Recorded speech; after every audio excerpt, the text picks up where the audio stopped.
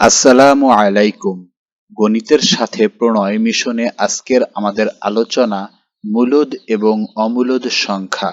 আমি আব্দুল আল মাহমুদ। পড়াশোনার বিষয় নিয়ে আমি সবসময় লাস্ট বেঞ্চের স্টুডেন্টদের সঙ্গে আছি। যদি বলা হয় মূলদ সংখ্যা কি, তখন আমরা বলবো যাকে বিয়ে দেওয়া যায় সেটাই হলো মূলদ সংখ্যা। হাসা যাবে না, কথাটা একটু ফিল করে বুঝতে হবে। তাহলে যাকে বিয়ে দেওয়া যায় বলতে কি, দুজনের ভিতরে একজনকে যদি আমরা ধরি পি এবং অন্যজনকে যদি আমরা ধরি কিউ, তাহলে আমরা বুঝতে পারবো যে দুইজন মানুষ, এবং একটা সংসার বাঁধতে গেলে দুইজন ভিন্ন মানুষকে দুই রকমের ভাবে কাজ করতে হয়। যেমন ছেলে বা বর সে এক রকমের কাজ করবে, এবং কনে অথবা যে মেয়েটি সে আলাদাভাবে কাজ করবে। অর্থাৎ তারা সংসারটাকে দুইজনে দুই ভাগ করে বন্টন করে নেবে। তাদের দুইজনের কাজের ধরন পুরোটাই কি হবে, ভিন্ন ভিন্ন হবে। তার মানে সংসারে যারা থাকে তারা যেহেতু দুইজনে ভিন্ন ভিন্ন ভাবে আলাদা আলাদা ভাবে কাজ করতে হবে, অর্থাৎ তাদেরকে ভগ্নাংশ আকারে দেখানো যায়, মানে তারা দুইজন একটা সংসারকে ভাগ করে নিয়েছে। তাহলে আমরা তাদেরকে পি এবং কিউ এই দুইটাকে ভগ্নাংশ আকারে আমরা দেখাইতে পারবো। এটাকেই আমরা সাধারণত বলবো মূলদ সংখ্যা। তাহলে মূলদ সংখ্যা হলো কি, যাকে বিয়ে দেওয়া যায়, মানে যাকে পি কিউ আকারে প্রকাশ করা যাবে, অর্থাৎ ভগ্নাংশ আকারে প্রকাশ করা যাবে। আমরা বিষয়টা আরেকটু বিস্তারিতভাবে যদি দেখি তাহলে ব্যাপারটা হবে এরকম, যে অন্যের সাথে নিজেকে ভাগ আকারে প্রকাশ করতে পারে তাই হলো মূলদ সংখ্যা। আমরা জানি স্বামী স্ত্রী একে অন্যের পরিপূরক, একটি সংসার, অথচ দুইজনের দুই রকমের দায়িত্ব। অর্থাৎ একজন যদি পি কাজ করে তবে অন্যজনকে কিউ কাজ করতে হয়। অর্থাৎ তাদের কাজের চিত্রটা অনেকটা এরকম হবে, পি ইস টু কিউ বা পি ডিভাইডেড কিউ। সুতরাং বলা যায় যে যে সকল সংখ্যাকে বিবাহ বন্ধনে আবদ্ধ করে সংসারী বানানো যায় তারাই মূলত মূলদ সংখ্যা। বলুন মারহাবা। অপরদিকে অমূলদ হলো সংসার ত্যাগী সন্ন্যাসী। সে তার পূর্ণ পরিচয় তো জানেই না, বরং চলে যায় আপন মনে। তাকে ধরা যায় না, তাকে ভগ্নাংশ আকারে সংসারের কোনো কাজে লাগানো যায় না। এক কথা অনেকটা বাদামে কিসিমের। সে তার নিজের কোনো সংসারের কোনো কাজকর্ম সেগুলো সে ধার ধারে। যেমন পাই এর মান 3.1415 এভাবে যাচ্ছে তো যাচ্ছে, অর্থাৎ আবৃত অথবা পৌনঃপুনিক আকারে না হয়ে সে তার মতো যাচ্ছে। আবৃতও হবে না, যেটা পৌনঃপুনিকও হবে না। চলছে তো চলছে নিত্য নতুন কাঠামো নিয়ে, মানে তার ভিতরে এক জিনিসটা বারবার আসবে না, নতুন নতুন কাঠামো মানে নতুন নতুন সংখ্যা নিয়ে সে আসছে। পৌনঃপুনিক বা আবৃত দশমিকের মতো ফিরে আসে না কোনোদিন, অর্থাৎ সে কখনো কি আসবে না, আবৃত বা পৌনঃপুনিকের মতো ফিরে আসবে না বারবার। তাই তার হিসেব ধরতে নেই, তাকে ছেড়ে দিতে হয়। আসুন এখন এই মূলদ অমূলদকে পাঠ্যপুস্তকের স্টাইলে বিশ্লেষণ করা যাক। সবাই দেখি, বাস্তব সংখ্যাটা মূলত দুই প্রকার। বাস্তব সংখ্যা কয় প্রকার? দুই প্রকার। একটা হলো মূলদ, একটা হলো কি মূলদ সংখ্যা, এবং আরেকটা হলো কি অমূলদ সংখ্যা। এই দুইটা সংখ্যা থেকে বিভিন্ন সময় আমরা দেখি পরীক্ষায় কি আসে, প্রশ্ন আসে। এইটা আমাদের জানতে হবে। এখন মূলদ সম্পর্কে আমাদের বইতে লেখা আছে যে সকল সংখ্যাকে পি কিউ আকারে প্রকাশ করা যায়। যে সকল সংখ্যাকে কি করা যায়? পি কিউ বলতে ভগ্নাংশ। পি কিউ বলতে কি ভগ্নাংশ আকারে প্রকাশ করা যায়। তার মানে পি এবং কিউ এটা একটা ভগ্নাংশ,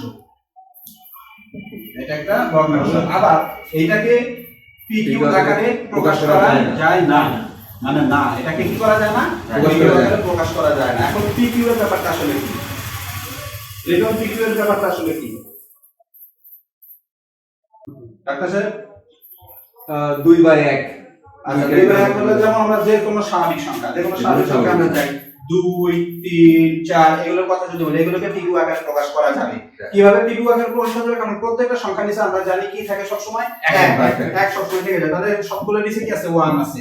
তাহলে আমরা এটাকে যদি পি ধরে নিচে তাহলে কি তাহলে পি কিউ আকারে প্রকাশ করা যাচ্ছে। হয়তো আমরা যদি একটু দেখি, লক্ষ্য করে যে পি কিউ আকারে আর কাকে কাকে প্রকাশ করা যায়।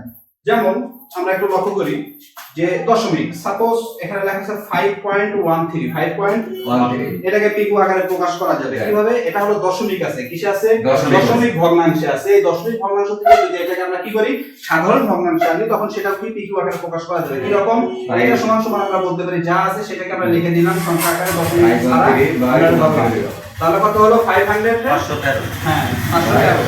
আচ্ছা তাহলে কত আছে এই দশমিকের জন্য কি 1 আর এর পর কয়টা সংখ্যা তাহলে শূন্য কয়টা হবে দুইটা তাহলে এটাকে PQ আকারে প্রকাশ করা গেছে উপরেরটা লবটা হবে কি P আর নিচের হরটা কি Q তাহলে আমরা দেখতেছি এটাকে PQ আকারে প্রকাশ করা যাচ্ছে তার মানে এই দশমিকটাকেও আমরা কি বলবো মূলদ সংখ্যা বলবো কি সংখ্যা বলবো যেটাকে PQ আকারে প্রকাশ করা গেছে আর মূলদ বলতে PQ আকারে প্রকাশ করা যাবে আবার আমরা একটু জিনিস লক্ষ্য করি এই যে 500 এটাই যদি আমি লিখি এই রকম ভাবে উপরে দিলাম পৌনঃপুনিক উপরে কি দিলাম পৌনঃপুনিক বা কি আরেকটা কি বলতে পারি অসীম আবৃত্ত আরেকটা হলো কি বলতে পারি আবৃত্ত মানে বারবার আসবে আবৃত্ত মানে কি আসবে বারবার আসবে এটা বুঝুন তাহলে এটা সমান আমরা লিখতে পারি এরকম 5.13333 এইভাবে চলতেই থাকবে অসীম ভাবে চলে যাবে এটাকে বলা হবে পৌনঃপুনিক এটাকে কি বলা হবে পৌনঃপুনিক এই পৌনঃপুনিক সংখ্যাকে কি ভগ্নাংশ আকারে প্রকাশ করা যায় কি যায় না যায় কি যায় না অবশ্যই যায় কিভাবে যায় আমরা একটু জিনিসটা লক্ষ্য করি সেটা হলো কি এটাকে প্রকাশ করা যায় এইজন্য এই পৌনঃপুনিক গুলোকে মূলদ সংখ্যা বলা হয়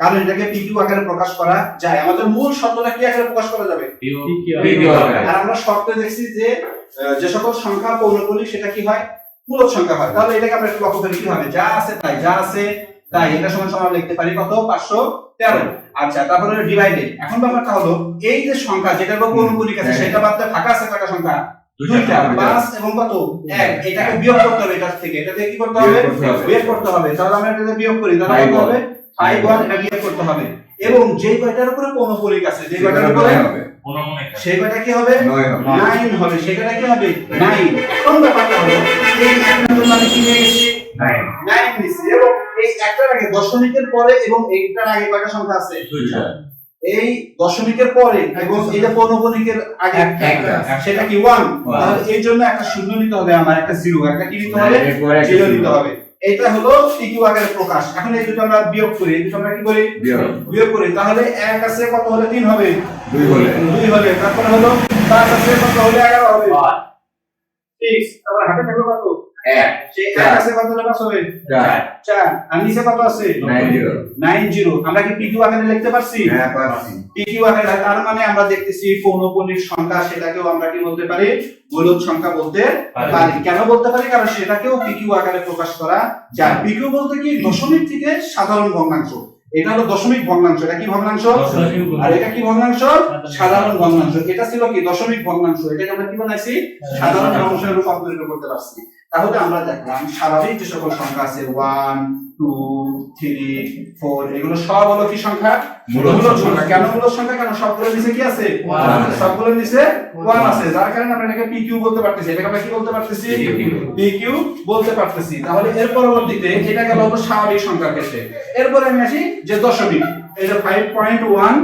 এটাকে আমি PQ আকারে লিখব উপরে কত 513 আর নিচে দশমিকের জন্য 1 আর দুইটা শূন্য তাহলে এটাও PQ আকারে লেখা গেছে এটাও কি আকারে করা গেছে PQ এর পরবর্তীতে আমরা যেটা দেখলাম সেটা কি এই যে এটা যদি পৌনঃপুনিক হয় 5.13 এর উপরে কি পৌনঃপুনিক এটা সমান সমান আমরা কত পাইছি 462 বাই কত পাইছি 90 তাহলে এটাও PQ আকারে প্রকাশ করা গেল তাহলে আমরা দেখলাম যে দশমিক সংখ্যাগুলো PQ আকারে প্রকাশ করা যাবে যদি সসীম হয় সসীম বলতে নির্দিষ্ট একটা লিমিট আছে সসীম বলতে নির্দিষ্ট একটা কি আছে আর অসীম বলতে এটা পূর্ণপরিমাণ অসীম 3 যাচ্ছে 3 কি করে যাচ্ছে চলে যাচ্ছে এটা হলো অসীম এটা হলো কি অসীম কিন্তু অসীম প্লাস পৌনঃপুনিক না অসীম কিন্তু কি না পৌনঃপুনিক সেটাকে আমরা বলবো অমূলদ সেটাকে আমরা কি বলবো অমূলদ বলবো তাহলে অমূলদ বলার ক্ষেত্রে আমাদের যেটা শর্ত সেটা হলো PQ আকারে কি থাকবে প্রকাশ করা যাবে আর PQ আকারে যদি প্রকাশ করা না যায় তাহলে সেটাকে আমরা বলবো অমূলদ কি রকম আমরা একটু লক্ষ্য করি সাপোজ এই যে 5.13 এটা যদি আমি এইভাবে লিখি 5.1345671 6 এভাবে যদি আমি চলে যাই তাহলে এটাকে একটা অসীম সংখ্যা না এভাবে চলে যাচ্ছে এভাবে কি যাচ্ছে চলে যাচ্ছে আমরা দেখতেছি এখানে কি পৌনঃপুনিক ঘটছে না হ্যাঁ এখন আমাদের প্রশ্ন আসতে পারে যে এখানে একটা 1 আসছে এখানে একটা 1 আসছে এটা আমাদের প্রশ্ন আসতে পারে যেটা বারবার আবার তো ঠিকই আসলো না 1 এর পরে যখন 3 আসছে এই 1 এর পরে 3 আসছে কিন্তু 1 এর 3 এর পরে 4 আসছে এই 3 এর পরে কি 4 আসছে না 6 আসছে তার মানে এই সংখ্যাটা কি না পৌনঃপুনিক হচ্ছে না সংখ্যাটা আলাদা আলাদা চলে যাচ্ছে পৃথিবীর সবচেয়ে বড় এবং সবচেয়ে মজার যেই পৌনঃপুনিক যেটাকে অমূলদ বলা হয় সেটা কোন সংখ্যা পায়ের মান সেটা কিসের মান পায়ের মান আমরা জানি কত 3.14 তাহলে কত 158 হবে আমরা আসন্ন মান হিসেবে 5 টাকে আমরা কি বানাই নেই 6 বানাই নেই তাহলে আমরা দেখতেছি যে পায়ের যে মানটা, কিসের মান? পায়ের মানটাও একটা অমূলদ সংখ্যা, পায়ের মানটাও একটা কি সংখ্যা? এখন আমরা দেখলাম এখানে যে পৌনঃপুনিক ছিল সেটা পি কিউ আকারে প্রকাশ করা গেল, আবার এই 1 2 3 এগুলো পি কিউ আকারে প্রকাশ করলো, সাধারণ যে দশমিক আছে সেটাকেও আমরা পি কিউ আকারে প্রকাশ করতে পারলাম, কিন্তু এই সংখ্যাটাকে কি আমরা পি কিউ আকারে প্রকাশ করতে পারছি না? তার মানে এটা কি অমূলদ সংখ্যা। তাহলে অমূলদ চেনার সবচাইতে শর্টকাট বুদ্ধি হলো পি কিউ আকারে প্রকাশ করা যাবে না, এক কথায় ভগ্নাংশ বানানো যাবে না, এক কথায় কি বানানো যাবে না? সাধারণ ভগ্নাংশকে প্রকাশ করা যাবে না। √10 হ্যাঁ, এটাকে অম্লত কি হবে? হ্যাঁ এটা আচ্ছা যাই হোক, আগে আমরা এইটুকু বুঝছি মূলত অম্লতের ব্যাপারটা দেবো, P Q R P Q আকারে না। এখন আমরা এটা উদাহরণগুলো এক্সাম্পল গুলো যেগুলো পরীক্ষায় আসে সচরাচর সেই এক্সাম্পল গুলো চেক করব, তাহলে আমরা জিনিসটা ক্লিয়ার হয়ে যাবে। যেমন একটা প্রশ্ন, সেটা হলো কি এই যে 64 এটা কি মূলত না অমূলত? এখানে মূলত দেওয়া আছে। আচ্ছা মূলদটা কেন এই সবাই একটু লক্ষ্য করি, সেটা হলো কি এটার উপর বর্গমূল আছে না, বর্গমূল বা রুট, তাহলে এই বর্গমূল যদি থাকে কোনো সংখ্যার উপর সেটা কত হয়ে যাবে? 8 হয়ে যাবে। এটা কত হয়ে যাবে? 8। কত হয়ে যাবে? 8। 8 এর উপর যদি আমি বর্গ করি কত হয়? 64। মানে আমি এই পাবো কত? 8 পাবো, সেই 8 এর উপর যদি আবার বর্গ করি কত পেয়ে যাব? 64। তাহলে এইটা সমান সমান কি আমি 8 লিখতে পারি? পারি। এটাকে সমান সমান তো আমি 8 লিখতে পারি, পারি কি পারি না? তা 8 এর নিচে 1 আছে কি নাই? তাহলে কি পি কিউ আকারে কি প্রকাশ করা গেছে? হ্যাঁ 8 এর স্কয়ার। হ্যাঁ না স্কয়ার ওটা আমি বুঝার ক্ষেত্রে দিলাম যে ওটাকে আমরা বর্গ করলে আমরা 64 পাবো। মানে বর্গ আর বর্গমূল দুইটার পার্থক্যটা কি? বর্গমূল মানে একই হারে কি হয়ে যাবে? নিচে নেমে আসবে, আর বর্গ করা মানে একই হারে কি হয়ে যাবে? বেড়ে যাবে। যেমন 8 এর উপর বর্গ করলে 8 8 64। আমি যদি 8 এর উপরে বর্গ করি তার মানে 8 দুইবার গুণন, 8 কয়বার গুণন? দুইবার গুণন, তাহলে 8 গুণন 8 কত হয়? 64। ঠিক একই হারে কমে যায়, বর্গ যেভাবে বাড়ায় ঠিক একই ভাবে এটা বর্গমূল করলে কি হয়ে যায়? এখন 64 এর উপর যদি আমি রুট করি সেক্ষেত্রে নিচে কি হয়ে যাবে? 8 আবার গোলায় ফিরে আসবে, ওই একই হারে কি হয়ে যায়? কমে যায়, মূলে ফিরে আসবে। তাহলে বর্গ আর বর্গমূলের পার্থক্যটা এইখানেই। তাহলে আমরা 64টা কত কি ধরলাম? এটা মূলত না অমূলত? মূলত। কারণ কি এটা থেকে কত পাওয়া যায়? 8 আর 8 এর নিচে 1 আছে, পি কিউ আকারে প্রকাশ করা গেছে। আচ্ছা এরপরে আমরা আরেকটা জিনিস পর্যবেক্ষণ করি, সেটা হলো 8 কত আছে? 8 8 এর উপর যদি আমরা রুট করি, 8 এর উপর যদি আমরা রুট করি তাহলে আমরা কত পাবো? 2 না 8 এর উপর রুট করলে আমরা 2 পাবো না, কেন? আমরা একটু লক্ষ্য করি, আমরা একটু লক্ষ্য করি 2 এর উপর যদি বড় হয় 2 গুণ 4, তারপর 3 এর উপর বড় করে 3 3 9, তার মানে 8 টা কভার করছে, 8 টা কভার করছে না? তার মানে এখানে বর্গ আর বর্গমূলের স্বাভাবিকভাবে সংখ্যা পাওয়া যাচ্ছে না, তার মানে এই দশমিক আসবে। কি আসবে?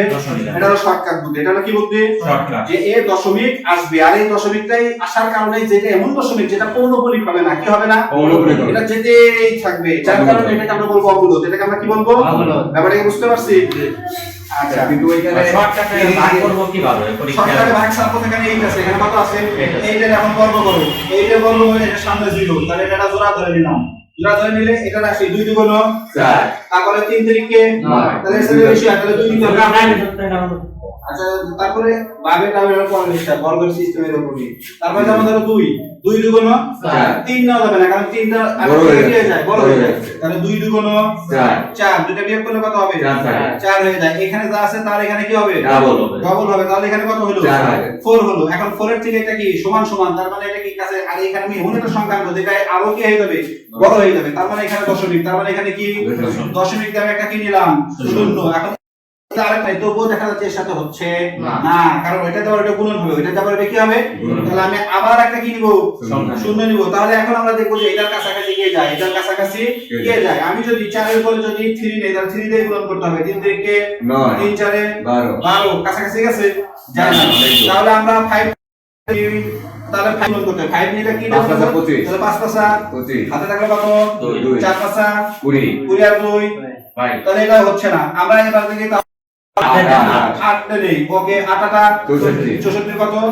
4 আর থাকলো 6, তাহলে 4 8টা 32 38, তার মানে এটাও হচ্ছে না, এটাও হচ্ছে। আচ্ছা এটা কাছাকাছি গেছে, আমরা আরেকটা বাড়াই দেখি, যাবে না 9 9 8 তাহলে এটা হবে না, তাই না? তাহলে আমরা এর কত নিতে হবে? 8 আমাদের 8 নিতে হবে, তাহলে এই যে 8 নিলাম, এখানে যখন আমি 8 নিব তাহলে এখানেও আমাদের কি নিতে হবে? 8 নিতে হবে। আর এখানে আমরা কত পাইছি? 384। এই এলাকায় এটাকে আবার বের করতে হবে, 4 আছে কত হবে? 10 হবে, 16 4 10 হবে 6, আর এখানে 184 তাহলে কত হবে? এই মিলে গেল। আচ্ছা 16। এখন ব্যাপারটা হলো এখানে কত আছে? 28 আছে না? 28 এর ডবল কত? 28 এর ডবল 36 56 এর ডবল 56 2.8 আছে, 2.80 ঠিক আছে, এটাকে 28 হতে হবে, পয়েন্ট ধরা হবে না। 28 এর ডবল কত? 56 তাহলে এখানে কত হবে? 56 হবে। তাহলে এই 56 থেকে এটা কি ছোট। তার মানে আবারও একই প্রসেসিং, আবারও কি এরকম করতে করতে করতে করতে এটা চলে যেতে থাকবে, এরকম করতে করতে এটা কি হতে থাকবে, চলে যাবে, কোনো মৌলিক হবে না, একসঙ্গে বারবার আসবে না। এটা এইজন্য আমরা বলবো কি অমূলদ। এটাকে আমরা কি বলবো এই কারণে? অমূলদ বলবো। আচ্ছা, এরপরে আমরা সাপোজ আমি যদি এখন এই যে এটা দিই 80 দিলাম, কি দিলাম? 8 এর উপর যখন আমি দিলাম হলো আবার ওই একই কাহিনী, তখন এটা সেটা অমূলদ। এটা কি অমূলদ। কিন্তু যখন আমি 3 দিব, যখন আমি কি দিব, তখন এটা ঘনমূল হবে। এটা কি হবে? ঘনমূল। তখন এটার নাম কি? ঘনমূল। ঘনমূলটা কি আমরা একটু লক্ষ্য করি, 2 এর উপরে যদি ঘন করি মানে 3, ঘন মানে কি 3 কিউব। আচ্ছা, এই ঘনর আরেকটা বিশ্লেষণ আছে। আরেকটা বিশ্লেষণটা হলো কি, আমরা যখন স্বাভাবিকভাবে বর্গ করি তখন কয়টা থাকে? 4টা। বর্গ মানে কি 4টা। আর ঘন বলতে আরো বাড়বে, 3D হয়ে গেল, তখন এটা কি হয়ে যাবে? 3D আকারে। আকৃতির কারণে ঘন। ব্যাপারটা কি ক্লিয়ার? এটা জ্যামিতিক একটা ব্যাখ্যা আছে, এটা পরে বলে বলি। এখন তাহলে আমরা মূল কথাটাই থাকি। তাহলে যদি কিউব হয় তাহলে কত হয়? 2 গুণন 2 গুণন 2 কত হয়? 8 হয়। তাহলে আমরা এই 2 এর উপরে ঘন করলে কত পাচ্ছি? 8। ঠিক 8 এর উপরে যদি ঘনমূল করা হয়, বর্গমূল জিনিস আর ঘনমূল, বর্গমূল মানে কি স্কয়ারের সাথে সম্পর্কিত, বর্গমূল মানে কার সাথে সম্পর্কিত? স্কয়ারের সাথে। যেমন এই যে এটা ছিল হলো কি বর্গ, বর্গ করে কত পেয়েছি? 4। 4 এর উপরে যখন আমি বর্গমূল করেছি তখন আমি কত পেয়েছি? 2। ঠিক 2 এর উপর যখন আমি ঘন করতেছি তখন আমাদের হচ্ছে কত? 8। এবং 8 এর উপর যদি আমি ঘনমূল করি, কি মূল করি? ঘনমূল, তখন আমি কি পাবো? এই ঘনমূল মানে 3, ওই একই হারে কমতে থাকবে, একই হারে কি হইতে থাকবে? যেমন এইটা একই হারে বাড়ছে, 2 এর সাথে 2 গুণন, তার সাথে 2 গুণন মিলে কত হয়েছিল? 8 হয়েছিল। যখন আমি ঘনমূল করব একই হারে কি হবে? তাহলে এটা আমরা ঘনমূল করলে কত হবে? 2 হবে। এটাই হলো ব্যাপার। এই 2 এর 2 আছে 1 আছে, PQ আকারে কি করা গেছে? প্রকাশ করা গেছে। তাহলে হবে না, কারণ 11 তুমি ঘন করে যদি কোনো সংখ্যা হ্যাঁ ঘন করে তো তুমি তাকে কি করতে পারতেছো না, কোন সংখ্যার উপর ঘন করে তুমি 11 আনতে পারবা না, তাহলে এটা হবে না। কোন একটা সংখ্যার উপরে যদি ঘন করে যদি একটা সংখ্যা পাই, তাহলে সেই কোন সংখ্যার উপরে ঘনমূল করি, আবার গোড়ায় কি করে আসবো? আমি ফিরে আসবো। ব্যাপারটা কিন্তু ঠিক। যেমন আমরা একটু লক্ষ্য করি, আমরা যদি 3 এর উপরে, কিসের উপরে? 3 এর উপরে যদি ঘন করি তাহলে আমাদের কত হবে? 3 গুণন 3 গুণন 3 কত হয়েছে? 27। তাহলে এখানে আমরা কত পাচ্ছি? 27। ঠিক 27 এর উপরে যদি আমরা এখন এই যে 3 দিয়ে দিই, মানে ঘনমূল করি, তাহলে আমরা কত পেয়ে যাবো? ব্যাপারটা কি বুঝতে পারছি নাকি? 3 এর উপর 3 কি অবরোধ বলতেছে। হ্যাঁ, ওটা মূলত দিত। এই যে এখানে ওটা মূলত আপনি কি ঘন করে 3 আনছেন, বুঝলেন? একটা সংখ্যা আছে, ঘন করে আপনি 3 আনছেন, এরকম কোন সংখ্যা আছে? 27 মূল সংখ্যা হলো 27। হ্যাঁ 27 ঘনটি। হ্যাঁ 27 করতে। যেমন আমি বলি, এক মিনিট, আপনার ঠিক আছে, আপনি বলতেছেন যে যে এটা কি মূলদ সংখ্যা না অমূলদ, তাই তো বলতেছেন। আচ্ছা, এখন এটা কি ঘনমূল হয়ে আছে? এটা কি হয়ে আছে? ঘনমূল হয়ে আছে। আচ্ছা, ভালো কথা। এখানে যে 3টা আছে, আমি কি কোন সংখ্যা ঘন করে কি 3 আনতে পারবো কোনোদিন? না। তার মানে এটা ঘনমূল কি হবে? দশমিক হবে। তাহলে এটা হবে না, তার মানে এটা অমূলদ। এটা কি হবে? অমূলদ হবে। আচ্ছা, এরপর আমরা এক এক করে আমরা একটু চেক করি। এটা হলো বর্গ, এটা হলো কি বর্গ। আচ্ছা, বর্গ ক্ষেত্র মানে স্বাভাবিক বর্গ ক্ষেত্র। এটা কি ক্ষেত্র? ঘন কাকে বলে বলো তো? একটা ইটটাকে যদি চতুর্দিকে আমি করি তাহলে এটা কিন্তু কিছু না, কিন্তু আমি ইটের ভিতর পর্যন্ত নিই তাহলে ঘন হয়ে গেল। তাহলে কি হয়ে গেল? যেমন এটা স্বাভাবিকভাবে আমি যদি সাথে রাউন্ডটা চিন্তা করি তাহলে এটা ঘন না, এটা জাস্ট একটা বৃত্ত হয়ে যাবে। আমি তখন এই কোণা চিন্তা করব, এটা হলো বৃত্ত, এটা হলো কি? আবার এই মার্কার এই পাশে কি? কিন্তু আমি বলছি পুরো মার্কার, আমি বলছি কি? তাহলে ভিতর বাইরে সব মিলে ধরছে না, তখন এটা ঘনের ভিতর যাবে, যেটাকে বেলুন বা সিলিন্ডার বলা হয়। বেলুন বা কি বলা হয়? সিলিন্ডার বলা হয়। কিন্তু যখন আমি এই কোণাটা ধরতেছি শুধু বৃত্ত, শুধু কি, তখন আর ঘন না। তো এই কথাটা যদি আমি আঁকাই, এই পিছনটা যদি আমি আঁকাই, তখন এটা এরকম হবে না? হবে না। কিন্তু আমি যদি পুরো মার্কারটা দেই তাহলে মার্কারটাকে এরকম হয়ে যাচ্ছে না? এরকম হয়ে যাচ্ছে না? মানে পুরো অংশটা নিয়ে নিচ্ছে, এটাকে বলা হবে বেলুন, বা ওটা ঘনের ভিতর চলে যাবে। কিসের ভিতর চলে যাবে?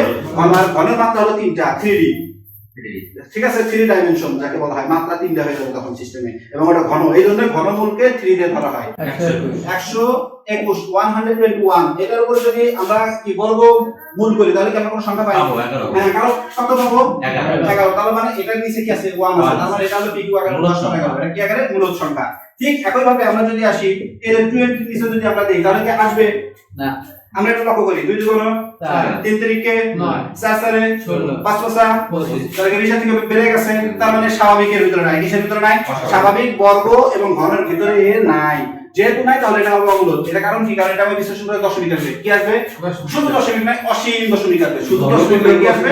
অসীম আসবে। এবং পৌনঃপুনিক হবে না। কি হবে না? পৌনঃপুনিক। কারণ এটা অম্ল, যার কারণে এটা কি অম্ল। রুট ছাড়াটা আসে না, রুট ছাড়াটা আসে না। হ্যাঁ রুট ছাড়া আসবে। 20.0135567 হ্যাঁ 10 তাহলে তো মূলত কিছু অন আছে না তুমি আরে হ্যাঁ তাহলে তো ডিরেক্ট বলা যাচ্ছে স্যার, এই root আরে পয়েন্ট আসতে পারে। পয়েন্ট আসলে ওইটাকে তুমি ভগ্নাংশ আকারে প্রকাশ করতে পারবা কি পারবা না এটার উপর ভিত্তি করে। পৌনঃপুনিক পৌনঃপুনিক থাকলে তুমি 9 নিয়ে আসতেছো নিচে, আনতেছো কি আনতেছো না। কিন্তু যখন তোমার পৌনঃপুনিক নাই তখন কি তুমি 9 10 এর কোনো কাহিনী আছে? না না তাহলে এ না আর এটা যদি 10 টাকা প্রকাশ করে তাহলে কোনটা? করা যাবে না। এটা হ্যাঁ। এটা তো এই পরে সংখ্যা কই বাবা এটা তো পরে নাই মানে তাহলে নাই। ও সেই ক্ষেত্রে আছে যেমন 20.0135 এই পর্যন্তই ধরি, মানে এটা শেষ, কোনটা। এটাই 5 পর্যন্ত ধরি মা। আচ্ছা আরেকটা জিনিস ক্লিয়ার বলে সেটা হলো কি একটা সংখ্যা ঠিক আছে স্বাভাবিক সংখ্যার ভিতরে থাকা অবস্থায় যদি দেখা যায় পৌনঃপুনিক হচ্ছে না বুঝতে হবে ওই সংখ্যাটার পৌনঃপুনিক হওয়ার চান্স নাই। নাই ও তার মানে ও হলো অসীমে চলে যাওয়ার পৌনঃপুনিক হবে না। পৌনঃপুনিক হওয়ার ইচ্ছে থাকলে ও কিছু সংখ্যার ভিতরে পৌনঃপুনিক হয়ে যাবে।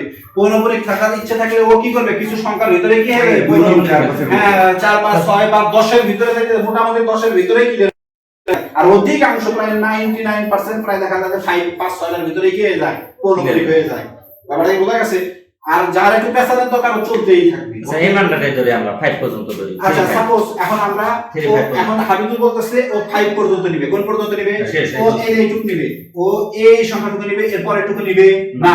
তাহলে এই যেই সংখ্যাটা আমি নিব তারপরের সংখ্যা আমরা চিন্তা করব। যেই সংখ্যাটা নিব তারপরের সংখ্যাটা চিন্তা করব। এখানে আমরা একটু দেখি 5 পর্যন্ত আমি নিব যেহেতু এটা 5 এর থেকে বড় সংখ্যা। কিসের থেকে বড় সংখ্যা? যদি এর পরের সংখ্যাটা 5 এর থেকে হয় তাহলে এর সাথে 1 যোগ হবে। এর সাথে কি যোগ হবে? আমি বলছিলাম তাহলে এখানে 6 যে আমরা এমন একটা সংখ্যা ভাগ দিছি না আমি এমন একটা ভাগ দিছি, ভাগ করে দেখা গেল 3 5 পর্যন্ত শেষ, মানে মানটা চলে আসে। তাহলে তো তোমার সসীম ওটা তো মূলত ধরেন এরকমই আসবে 6 আচ্ছা, এই যে তুমি কথা বলতেছো যে তুমি বলতেছো এই আর যাচ্ছে না এই তো তাহলে এইটা যদি হয় তাহলে আমরা এই যে সমান সমান লক্ষ্য করো এখানে কত আছে 20 দশমিক কত 01 তারপর কত 36 এইটা বলতেছো আচ্ছা এটা সমান সমান ধরো 20 উপর 0136 দশমিক বাদ সব সংখ্যা রাখলাম দশমিকের জন্য কত 1 তারপর কয়টা একটা দুইটা তিনটা চারটা একটা দুইটা তিনটা চারটা তাহলে এখানে আমাদের কি হলো পিকিউ আকারে প্রকাশ করা গেল না হ্যাঁ মূলত এটা তো মূলদ সংখ্যা তখন তো মূলদ সংখ্যা হয়ে যাবে ফাইভের মধ্যে কোনো মিনিট খাই তাহলে এটা এরকম ও 5 এর উপর তো তুমি পৌনঃপুনিক দাও সে গল্প আচ্ছা 5 এর উপর তুমি পৌনঃপুনিক দাও তাহলে 5 টা এর মানেটা কি এর মানে হলো যে 20.0135555 আসতেছে 5 কি হচ্ছে আসতেছে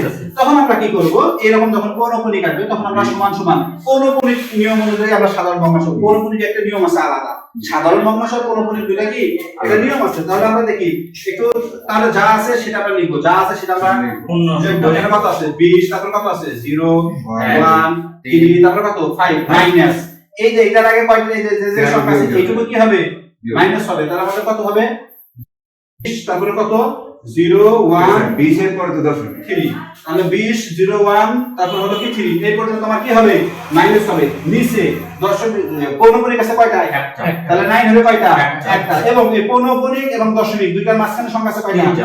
তিনটা তাহলে শূন্য হবে কয়টা তিনটা। তিনটা এটা হলো নিয়ম এটা হলো কি স্যার তাহলে বিয়োগটা করব আমরা হচ্ছে পৌনঃপুনিক বাদ দিয়ে যোগ পৌনঃপুনিক বাদ আছে যা আছে সবগুলো আমরা কি করব হ্যাঁ সবগুলো করব যখন 9 এর সাথে যোগ কি সময় হলো দশমিকের পরে পৌনঃপুনিক বাদে যে কত হ্যাঁ আর যখন এই যে পৌনঃপুনিক যে কটা সে কটা নয় নিলাম এবং দশমিক এবং পৌনঃপুনিকের মাঝখানে যে কটা আছে সে কটা কি হবে আমাদের শূন্য হবে তাহলে উপরটা বিয়োগ করে একটা সংখ্যা তার উপরে তিন আকারে প্রকাশ করা গেছে তার মানে এটা কি হবে মূলত এটা হয়ে যাবে 15 মিনিট খাই তাহলে ওটা আমরা মূলত হ্যাঁ মূলবিত না এটা এটা তো তোমার সংক্ষেপের কোনো কথা না পৌনঃপুনিক মানেই হলো মূল পৌনঃপুনিক মানে কি আপনি ধরে নেবেন এখানে তো কোনো কথাই নাই কারণ তুমি ওটা তো ভগ্নাংশ আকারে প্রকাশ করতে পারবে না তুমি জানো যে এটা নিয়ম আছে আর যেটা পৌনঃপুনিক না অসীম সেটা তো কোনো নিয়মই নাই সেটা তোমরা এটা অম্ল। হ্যাঁ এটা অম্ল এই হলো দুটো বার 20 কে ঘন করা যায় না কাকে দুটো বার 20 না 20 কে আমি ঘন করতে পারি হ্যাঁ হবে না তো ঘন মানে হয়ে যাবে আপনার বেদ সংখ্যার ভিতরে চলে আসবে ঘন মানে বেদের ভিতরে চলে যাবে একে থেকে 9 পর্যন্ত তাহলে 21 দিয়ে আপনারা এর বুঝা যাবে যে না 21 তিনটা সংখ্যা গুণ করে আপনি 21 আনতে পারবেন যদি না পারেন তাহলে ওটাও হবে না 8.55 এটা কি মূলত না মূলত কেন বলো কারণ এটাকে আমরা 9 8 5 আর নিচে কত দশমিকের জন্য 1 আর পরে বেটা এটা শূন্য তাহলে এটা কি পিকিউ আকারে প্রকাশ করা উপরেরটা পি নিচে পি ইউনিটন বুঝতেছো? ওকে, আচ্ছা এরপরে আমরা লক্ষ্য করি যদি 10 এর বিষয় 10 এর উপরে যদি করি ঘন মূল তাহলে কি আমরা এটা সমাধান করে কখনো বানানো সম্ভব 2 গুণন 2 গুণন 2 হয় 3 গুণন 3 গুণন কত হয় 27 তার মানে বলতে হচ্ছে না ওই বর্গমূল করা যাবে না এটাও হবে। 4 গুণ 4 সবাই একটু দেখি এটা কি মূলত নাম হলো এটা কি মূলত নাম হলো আমল আচ্ছা এটা অমূলত কেন এই গণ করা যাইতেছে না ঘন না এখানে বর্গের হবে এখানে তো ঘন বর্গ নাই ও এটা বর্গ করা যাইতেছে বর্গ করে এসে না যায় না যেমন আমরা একটু লক্ষ্য করি বর্গ করে আসে যেমন 9 9 81 তারপর 10 10 81 নাই তাহলে 9 9 খুব কম হয়ে যায় 2000 বেশি হয়ে 9 যায় 9 81 হয়ে যায় 10 10 কি হয়ে যায় 100 বেশি তার মানে এইটা কি অমূলত সংখ্যা এটা আমরা বুঝে গেলাম তাহলে মূলত আর অমূলত দেখি কার কোনো প্রশ্ন আছে আমার কত তো নাই ডাক্তার হাবিবুর রহমান ডাক্তার সাহেবের কোনো আপাতত কোনো প্রশ্ন আছে স্যার রুট ওভার আমরা যদি এটাকে রুট ওভার করতাম 4.45 এরকম রুট ওভার করা যাবে কিনা? ও মানে ডাক্তার সাহেব যেটা জিজ্ঞেস করছে যে এরকম মানে একটা সংখ্যা পৌনঃপুনিক সংখ্যা কি সংখ্যা পৌনঃপুনিক সংখ্যা এটাকে বর্গ বা ঘন করা যাবে কিনা? পৌনঃপুনিক সংখ্যাকে বর্গ বা ঘনমূল করা যাবে কিনা এইটা বলবো আচ্ছা ঠিক আছে পৌনঃপুনিক সংখ্যা না তো আপনার কি পৌনঃপুনিক সংখ্যা না অসীম সংখ্যা অসীম অসীম অসীম আচ্ছা সাপোজ আমি বললাম 5.136 এইভাবে অসীম চলে গেছে তাই না এটাকে আমরা বর্গমূল কেমনে করব এই সংখ্যার পরের মানে তো আমরা জানি না এই সংখ্যার পরের মানে আমরা জানি না অসীম গেছে এরপরে কি আছে আমরা জানি না তার মানে বোঝাই যাচ্ছে এটা হবে কি অমূলত অমূলত সংখ্যা এখানে মূলত অমূলত মানে এখানে বর্গমূল করার তো কোনো প্রশ্নই আসে না এরপরে কি আছে আমরা জানি না যদি স্যার পৌনঃপুনিক হতো যদি পৌনঃপুনিক হতো সেই ক্ষেত্রে একটা ব্যাপার আছে সেটা এই যে পৌনঃপুনিক এটা আলাদা একটা রুলস আছে এটা আলাদা একটা কি আছে রুলস সে রুলসটাকে প্রথমে কি করতে হবে ভগ্নাংশ আনতে হবে প্রথমে কি আনতে হবে ভগ্নাংশ তারপরে সেটাকে রুট করতে হবে এবং ভগ্নাংশগুলোকে আবার ভাঙতে হবে এটা অনেক প্রক্রিয়া আছে রুট ওভার 10 এটা মূল কিন্তু 10 না তা আপনি রুট মানে কি 10 100 রুট মানে কি 100 হয় না রুট মানে হলো কমে যাবে রুট মানে কি কমে যাবে আপনি যদি 10 এর উপর পর করেন তখন হবে 100 তখন 100 হবে এখানে তো 100 মানে স্টার্ট থেকে 100 তো ওটা আপনার ওই হারে কমতেছে হ্যাঁ এই হারে কমার কারণে হ্যাঁ আপনার অম্ল দিতে হ্যাঁ এই সিস্টেম আচ্ছা যাই হোক এই পর্যন্ত মূলত আর অমূলতের কথা ছিল ঠিক আছে আমরা সবাই আগামী দিন মূলত অমূলত নিয়ে একটু অনুশীলন করার চেষ্টা করব আমি এর ভিতরে পরীক্ষা দেব সেই পরীক্ষাগুলো পরবর্তীতে কি করবেন আপনারা নেবেন ঠিক আছে আমি কি হয়েছে ফাইন সহ পরীক্ষা হলো ফাইন সহ আচ্ছা ঠিক আছে তাহলে আমরা এক একটা প্রশ্নের জন্য 5 টাকা করে ফাইন হবে ঠিক আছে আমূলত আমূলত দুটোই তো হ্যাঁ মূলত আর অমূলতের উপরে কয়টা প্রশ্ন হবে একটু জানার দরকার আচ্ছা ঠিক আছে 10টা হোক 20টা হোক যেটা হোক আগামী দিন প্রশ্ন হবে ঠিক আছে আমরা সবাই ভালো করে প্রস্তুতি নিয়ে আসবো ঠিক আছে আজকের অঙ্ক ক্লাস এই পর্যন্ত শেষ ধন্যবাদ